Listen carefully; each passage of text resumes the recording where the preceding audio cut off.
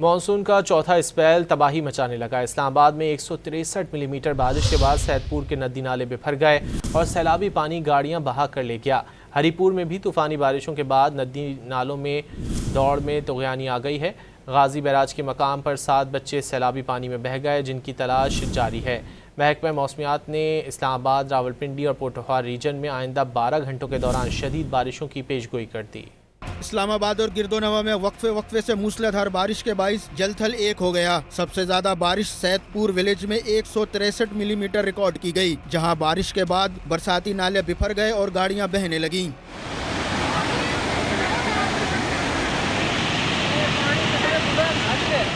इस्लामाबाद में होने वाली तूफानी बारिश का पानी रावलपिंडी के नाला लई में शामिल होने से कटारिया के मकाम पर पानी की सतह 14 फीट और गवाल मंडी में 9 फीट तक पहुंच गई। हरीपुर की तहसील खानपुर में भी मुसलसल बारिशों से नदी दौड़ में सैलाबी सूरत हाल है। खानपुर छोई के मकाम पर बिजली के खम्भे सैलाबी रेले में बह गए, जिससे इलाके में बिजली की फराहमी मुनक़ता हो गई। PTCL की तारें टूटने से भी मवासलाती निजाम धरम भरम हो गया। हरीपुर में ही गाजी बैराज के मकाम पर 7 बच्चे सैलाबी पानी में बह गए। रेस्क्यू अमला और मकामी अफराद बच्चों की तलाश में मसरूफ है। महकमा मौसमियात ने आइंदा 12 घंटों के दौरान इस्लामाबाद, रावलपिंडी और पोटोहार रीजन में मजीद शदीद बारिश की पेशगोई की है। बलूचिस्तान के शहर कल्लात और गिरदोनवा में भी बारिश से गर्मी का जोर टूट गया और मौसम खुशगवार हो गया। उधर सियालकोट में दरियाए चनाब में हेड मराला के मकाम पर निचले दर्जे की सैलाबी सूरत हाल बरकरार है। DO मराला बिराज के मुताबिक मकबूजा जम्मू और कश्मीर में तेज बारिशों की वजह से दरियाए चनाब में हेड मराला के मकाम पर पानी के बहाव में मुसलसल इजाफा हो रहा है।